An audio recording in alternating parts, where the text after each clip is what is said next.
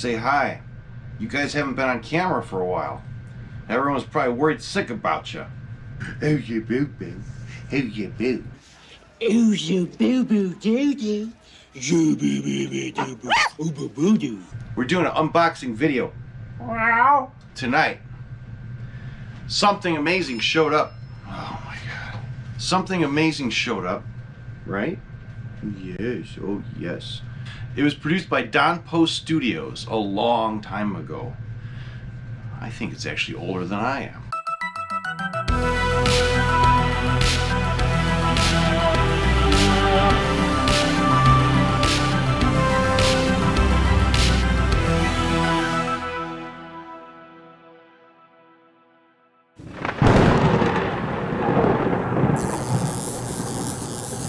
Oh, she loves this. She loves that right there. See that? Yeah, good girl. Where's your brother at? Where's your insane brother? Oh, there he is. He's watching from the other room. He likes to watch. All right, guys. This unboxing here. Oh, it's exciting because I've wanted this for so long. I have one that's very similar, but I don't have this one. Oh, dude. All right, guys. Look at that. Woohoo! Wow. That is a gorgeous Phantom of the Opera, Don Post Studios. This is an early 70s Phantom that is in incredible condition. I mean, it's near perfect from what I can tell. No crazy issues. So this is the white-haired Phantom. All right.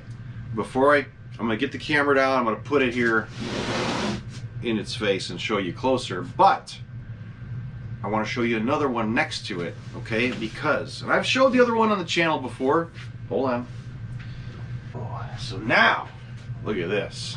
Woohoo! All right, boys and ghouls. So today, this beautiful copy just arrived. I just opened this sucker 15 minutes ago, and I could not wait to get this Phantom in my collection. I know they look real close to each other aside the hair color. This is one I've been wanting for a long time. It actually used to belong to my buddy Bobby Beeman from Toy Ranch. He sold it to another friend of mine who's had it for quite a while. I think they've traded back and forth a couple times on this mask, and I bugged my friend. I said, man, will you sell me that Phantom? You know, I usually don't bug him because he doesn't like to sell a lot of stuff, and I got him to come off of it. And the cool thing is, you might say, why do you want two Phantoms that look almost the same? Here's the thing. The gray-haired version, you can date it.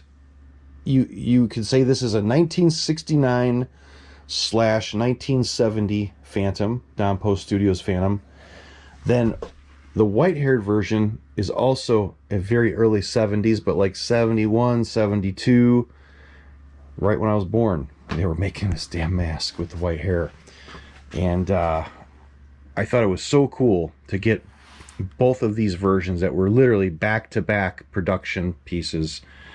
You know, both made within a few years of each back at Don Post Studios. So, some of you may remember the old video where I showed the hands, probably during the 31 Days of Halloween masks. And I said that when they painted these items, and other Don Post masks, like those two guys, Hunch and Hide back there, you can see the brownish color is very similar to these. Don Post used the natural rubber color to their advantage, like, so they didn't have to mix up a bunch of paint to waste on these masks. The actual color of the latex rubber was used as, you know, like a base skin tone. So what you're seeing here is pretty much unpainted. A lot of it is unpainted latex rubber on these pieces, and it aged really neat looking, almost like leather on some of these guys, but they just look so nice and vintage. with the aged rubber, the natural bare latex rubber. There is airbrushed highlights and hand painted details on these masks, but the hands themselves, I was saying in the one video, I would like to airbrush these to fake it so they look exactly like this head. So I'll have a super nice match set. You know, I have a lot of hands and masks over there. I want this to be a beautifully matched set because I really don't have any other Phantom hands, and the color is way off. These were molded. A friend of mine molded these with plaster, and there's still plaster residue. I can scrub them up, but there's still going to be an off color. So I think it would be really awesome if I can fake it and make those hands look a lot more like either mask now, either one, probably the 1969 copy. And then I could still airbrush, you know, detailing in there, paint the fingernails the way Post would have done it, and just make it look like a really cool match set. But we're not here to talk about the hands. We're here to talk about the new Phantom that showed up, and that is just, what a killer copy. A big thank you to my friend for selling me this. I didn't think he would, and you know, it pays to ask sometime. So awesome. Those of you that know your Don Post Phantom masks, so these, like I said, 1969, 1970, 71, 72, 73-ish with the white hair. Now, Don Post re-released Universal Monsters back in 83. You saw, like, they made a Creature again. They made a Karloff, Frankenstein monster. They also brought back the Phantom of the Opera. And I'm going to get that copy right now. Check this out. So here's the 83. I don't want to knock that sucker over. There's the 83 highbrow Phantom, they call it.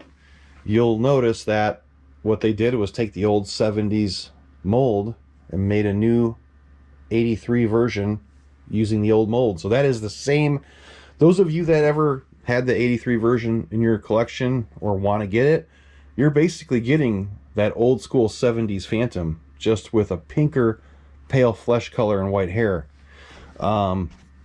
If you scored a copy of this that needs some work, you could no doubt easily make it into a 70s copy by trying to mimic that dark latex rubber skin tone. You got the mask. That's the exact sculpt that you see here on the others, just a more updated version in 83. But pretty cool, man. Got 3 highbrows here, and I had to celebrate by doing a video. Just super cool. Let's look at these guys together one more time here. There's a nice shot of those 3, the 3 Stooges here, the 3 Erics. Pretty neat, huh? That is definitely a rare sight. It's very rare to see one of these or just one of those, but the pair of them, I don't know if I've ever seen these two displayed together in any collections out there. I'm sure somebody may have them, but really cool to see those suckers sitting here. All right, before we end this video, this was just a quickie video. There's got to be something else we can look at. Something else Don Post related. I don't know, there's stuff everywhere. This collection is going haywire, but I love it.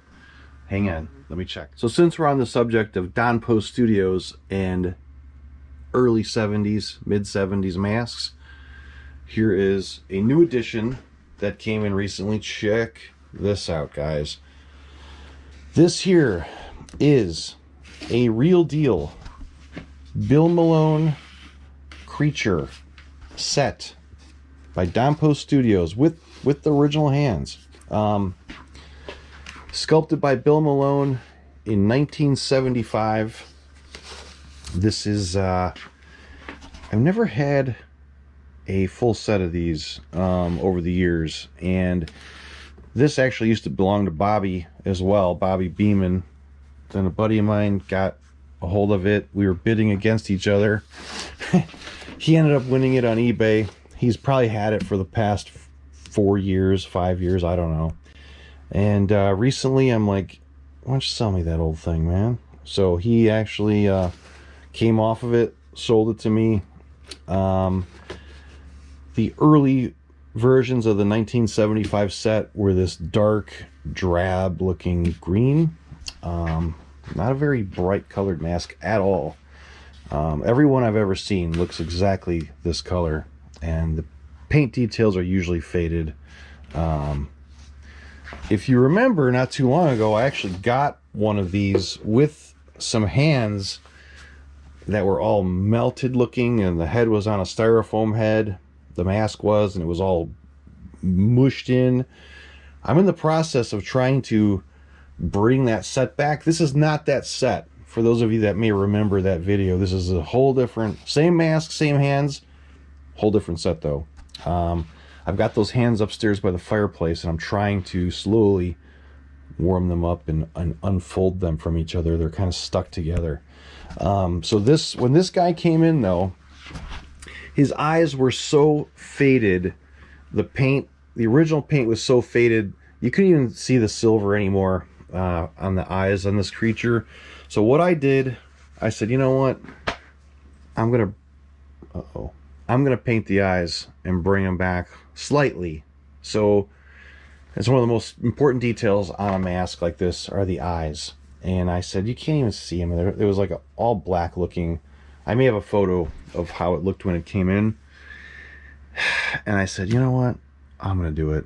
A lot of people probably wouldn't do that, but I said, I'm going to touch them up. I did not want to put bright, brand new, oh God. I didn't want to put bright silver out of a tube right on the mask. I took silver, mixed it with a little bit of black paint, so it's more subdued and dull, dark silver. And I went over the original lines where the silver was painted from the factory, and it just made it pop a little bit, you know. I thought about it good and hard, and I said, you know, with the condition of this stuff, you can see there's a big piece missing here. It was foam filled. All the stuff was foam filled. You know, the back of this hand is nice, but there's, you know, they got problems. And the mask itself is decent. It's not great. You know, definitely original. I'll turn it here so you can see a lot of the colors faded. You know, there should be nice reddish color in those gills. Oh my God. And I said, screw it. I'm painting the eyes a little bit just to bring that feature back slightly. And I'm glad I did. It, when it's sitting on the shelf, it just looks, you know, it looks a lot better because you can kind of see the feature, those eyes, which are similar to what they would look like when it was new, but I made them look old, so they look faded. So I had to show you this. Pretty neat. Even though it's tattered, it's still super cool because it is definitely rare. It is a universal monster, probably one of the most popular and favorite of the universal monsters of all time. You know, next to Frankenstein, I would say the Creature's got to be my favorite next to the Frankenstein monster. You know, I love them all. I love the Mummy. I love Dracula. I love them all. But man, the Creature from the Black Lagoon, what a special film. I loved as a kid, you know. So this is, even though it's not in the best shape, it's pretty awesome. So hopefully I get the other set looking somewhat like this.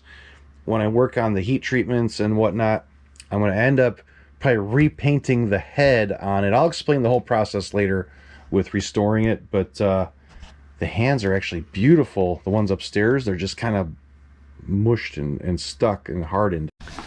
All right, so thanks for watching this quick episode. Another Frankenstein video is coming. Lots more on the regular Crimson Ghost side of things, and who knows what else we'll be looking at. I gotta work on the we really gotta work on the Halloween Society stuff soon. I think next week I'm gonna start digging in with the first Halloween Society video and tell you exactly what the Halloween Society is. So thanks, we'll see you soon, and way more masks to come.